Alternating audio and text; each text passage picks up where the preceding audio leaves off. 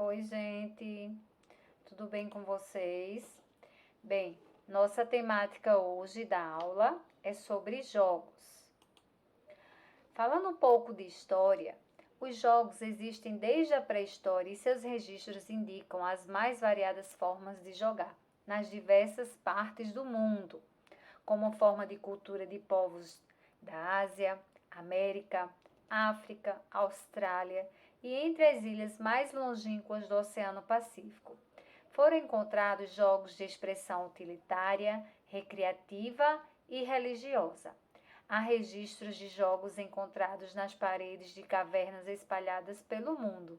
Então, como sabemos, né, os jogos, eles fazem parte da natureza humana. Então, antigamente, eles para sobreviver, eles praticavam jogos sem saber, sem perceber, mas que com o tempo eles começaram a competir entre eles, o melhor, o mais forte, o mais rápido. Então, dentro das atividades, né, do dia a dia deles, de sobrevivência, como a caça, a pesca, eles competiam e acabavam desenvolvendo jogos com o passar do tempo. Então, alguns jogos eles passaram por alterações e muitos deles vieram compor um elenco de modalidades que mais tarde foram disputados nos Jogos Olímpicos da Grécia Antiga. Então, na Grécia Antiga, como sabemos, as modalidades eram todas individuais, eram lutas, corridas, então todas foram aperfeiçoadas para participar dentre aquelas atividades que eles já praticavam no dia a dia deles.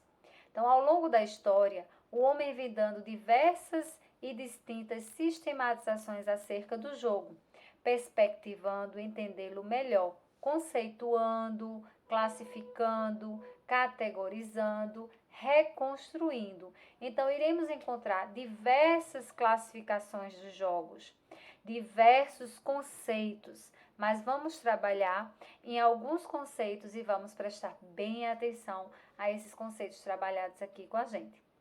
Então, o jogo, ele é um fenômeno constituído de atividades lúdicas, brincadeiras que envolvem pessoas e animais, que por sua vez podem nessas atividades interagir com objetos e com a natureza. Sendo o jogo o provocador dessa relação entre as pessoas e delas com o meio ambiente. Então, ele torna-se uma fonte de conhecimento. Então, o jogo, a partir do jogo, também se trabalha a aprendizagem, o conhecimento, as regras. E dentre essas atividades trabalhadas com o jogo, existe sim um desenvolvimento no ser humano em diversos aspectos. Então, vamos conhecer um pouco mais sobre jogos. Então, conhecimento que está presente em vários processos que constituem a vida e que o autor João Batista Freire interpreta muito bem. Então, João Batista ele diz: as relações entre jogo e educação, jogo e cultura, jogo e sociedade, jogo e processos de desenvolvimento da criança, jogo e vida são tecidas juntas. Enfim, o jogo está incluído como um todo na vida do ser humano, como parte integrante da existência. Então, esse texto foi retirado do livro de Bregolato, de 2005. Então, o fenômeno jogo, ele vem com a importância do ser humano se autoconhecer a partir das suas atitudes dentro do jogo. Então, o jogo, ele faz parte da vida das pessoas, da educação e do convívio em sociedade. A classificação dos jogos, de acordo com os elementos tomados como referência, vamos ter 4 tópicos bem interessantes. O primeiro, diante do material utilizado no jogo, ele se apresenta como jogo de cartas, jogo de dados, jogo com bolas e jogo eletrônico.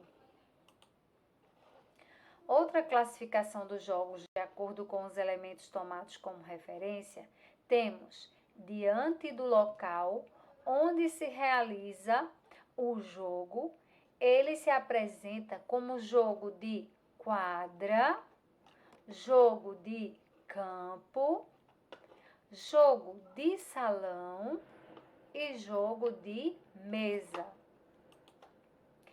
A classificação dos jogos de acordo com os elementos tomados como referência diante da atividade ênfase que o jogo desenvolve, ele apresenta-se como jogo de pensamento lógico, como jogo de faz de conta, jogo da memória e jogo de atenção. Então, percebemos que, de acordo com a atividade ênfase, a maioria dos jogos, eles são trabalhados na criança em seu desenvolvimento, né? Cognitivo, desenvolvimento motor. Então, toda a iniciação, né, da vida da criança é necessário trabalhar o jogo dentro dessas atividades. São muito importantes. E a classificação dos jogos, tomados como referência os elementos diante da função do jogo. Então, ele apresenta-se como jogo educacional, jogo terapêutico, jogo olímpico e jogo de azar. Então, temos, diante das funções do jogo, alguns exemplos aqui tomados como referência. Então, na concepção de Huizinga, em 1988, sobre jogo, diz que o jogo, ele desempenha ainda um elemento de tensão, elemento importante que significa acaso. Então, no jogo, verificamos o esforço do jogador até o final, pois ele pretende ser vitorioso à custa deste esforço. Ninguém quer jogar e perder, não é verdade? Mas a derrota faz parte da nossa formação. A atenção no jogo, ela existe, ela domina os jogos solitários e de destreza, como quebra-cabeças, os de charadas, os de armar, os de paciência, os de tiro ao alvo. Então, são alguns exemplos onde acontece essa tensão necessária para quem se joga, para quem se pratica o jogo. Então, neles, quanto mais presente o espírito competitivo, mais apaixonantes se apresentam. Então, esta tensão, ela se evidencia em exagero nos jogos de azar e nas competições esportivas. A este elemento de tensão deve ser conferido um valor ético, porque as pessoas elas precisam entender que não devemos ganhar a qualquer custo.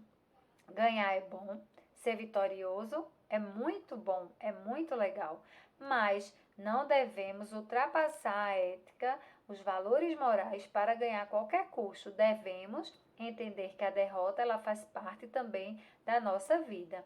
Então, na medida em que a qualidade do jogador, a capacidade espiritual e a lealdade são colocadas em prova, então, é nesse momento do jogo. Então, isto porque, mesmo ao considerar as regras do jogo, porque as regras são claras. Então, alguém vai perder, alguém vai ganhar. E a gente deve aceitar o resultado do jogo, não tentando passar por cima do outro. Então, para refletir, o confronto entre jogos antigos e novos jogos. Então, com o avanço das novas tecnologias e o crescimento do acesso ao computador e internet, os jogos eletrônicos eles têm tomado o lugar dos jogos populares no lazer das crianças e adolescentes, correndo no final de tarde na rua, brincando e gritando eufóricos em brincadeiras populares. Então, eles preferem ficar na frente de um celular, de um tablet, de um laptop, numa tela com PS4, PlayStation ou similares, para jogar jogos eletrônicos e interagir em redes sociais. Então, o jovem e a criança, de um tempo para cá, com a evolução da tecnologia, eles preferem, né, mais atrativo para eles, estar na frente desses aparelhos, né, dessas novidades que são bem estimulantes.